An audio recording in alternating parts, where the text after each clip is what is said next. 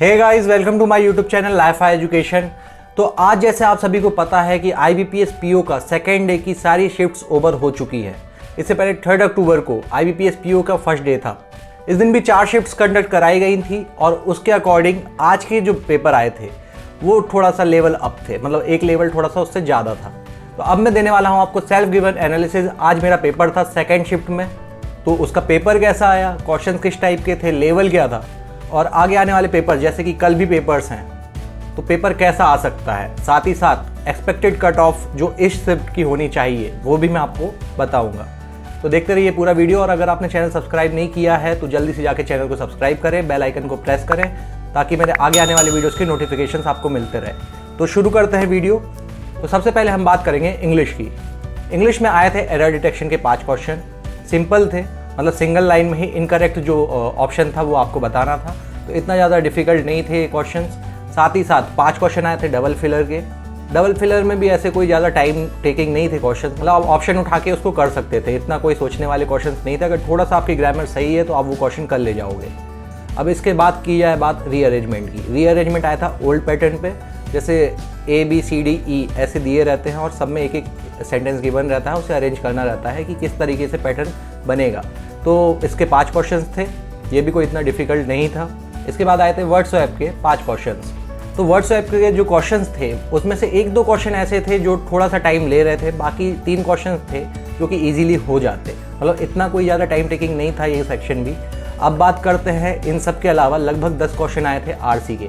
RC आया था technology based. इसमें एक क्वेश्चन आया था एडवांस का सिनोनिम बताना था, तो वो ऑप्शन से आप देख के बता सकते थे। इतना कोई जो ऑप्शंस भी गिवन थे वो बहुत ज़्यादा हाई लेवल वोकैब पे नहीं थे, इजी थे, आप सुने होंगे ऐसे ही उसके ऑप्शंस गिवन थे। इसके अलावा एक इसमें क्वेश्चन था की को रिप्लेस करने वाला कौन सा वर्ड यूज़ कर सकते हैं, तो उसके भी ऑप्शंस थे, वहाँ से आप उठा के कर सकते थे। इतना मतलब ऑप्शंस आप देखते तो आपको समझ में आता कि इसका मतलब क्या हो रहा है। सेंटेंस की एक लाइन पढ़ते और वहाँ से ऑप्शंस पिक कर सकते थे।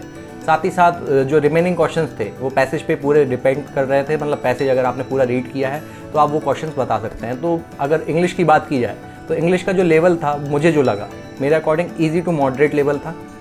मेरे अगर अटैम्प्ट बताऊँ मैं इंग्लिश में तो मैंने 23 किए। मैंने पैसेज लास्ट में अटैम्प्ट करने जाता हूँ मैं जनरली, क्योंकि बाकी का जो रायता फैला रहता है उससे पहले समेटना मैं ज़्यादा बेटर समझता हूँ। तो RC के जो क्वेश्चन थे वो थोड़े से मेरे छूट गए, 7 क्वेश्चन मेरे उसके छूट चुके हैं।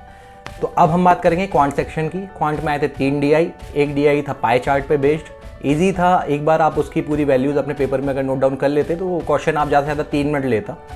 6 क्वेश्चन थे, 6 के 6 क्वेश्चन आप उसके कर देते। इसके अलावा एक था बार ग्राफ का। बार ग्राफ भी अगर आप जैसे बार ग्राफ इस टाइप से था, मेल फीमेल टोटल दिया था, मेल दिए हुए थे, फीमेल की टेबल आप साथ में बना लेते तो वो क्वेश्चन भी ज़्यादा टाइम नहीं लेते।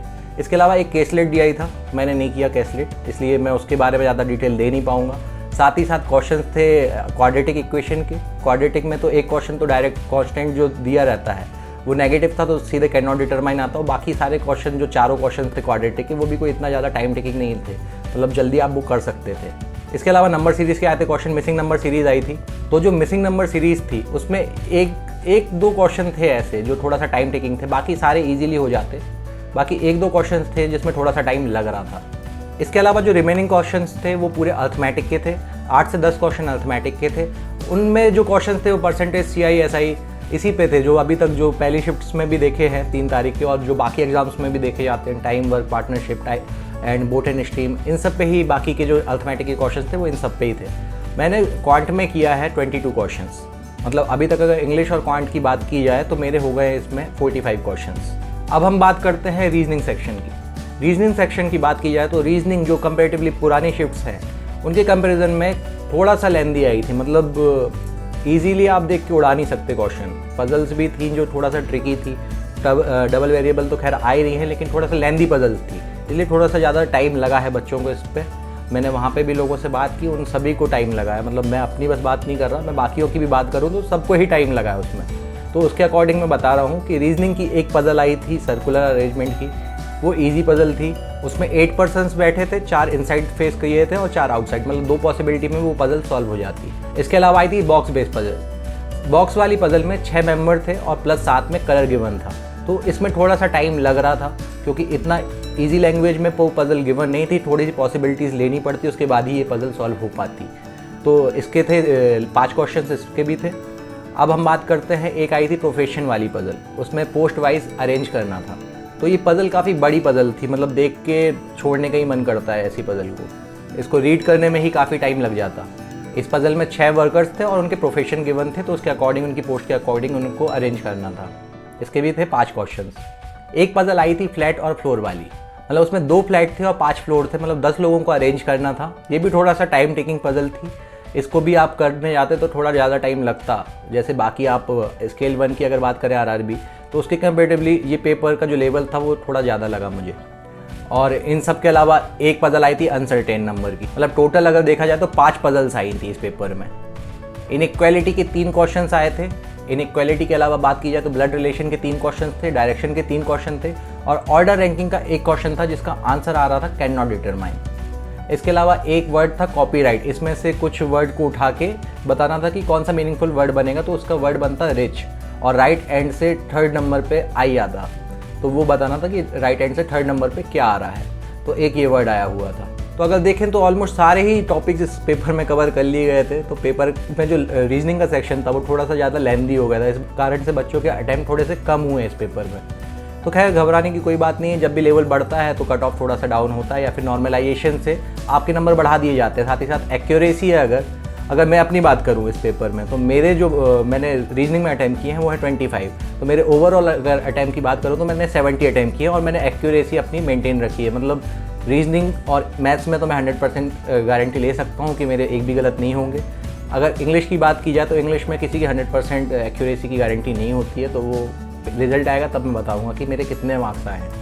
तो अगर बात की जाए इस पेपर में कितने सेफ अटैम्प्ट हैं, अगर आपने 65 से 70 के बीच में अटैम्प्ट किए हैं तो आप काफ़ी अच्छे अटैम्प्ट किए हैं। घबराने की कोई ज़रूरत नहीं है कि पुरानी शिफ्ट्स में लोगों ने 70, 75, 80 तक अटैम्प्ट किए हैं तो हमारे कम अटैम्प्ट रह गए, ऐसा कुछ नहीं है। लास्ट ईयर भी अगर देखा जाए तो जिन्होंने 80 अटैम्प्ट तक किए थे उनका सिलेक्शन नहीं हुआ था और जिन्होंने 60 के अराउंड भी अटैम्प्ट किए थे उनका सिलेक्शन हो गया था। तो अगर आपकी एक्यूरेसी है तो आप मेंस की तैयारी चालू करें, रिजल्ट जल्दी आएगा। लास्ट ईयर अगर बात की जाए तो हफ्ते भर बाद ही रिजल्ट दे दिया था, तो इस बार भी 15 दिन लेके चलते, 15 दिन में रिजल्ट आ जाना चाहिए इसका, क्योंकि कल IBPS का ये ख़त्म हो जाएगा PO का शिफ्ट्स।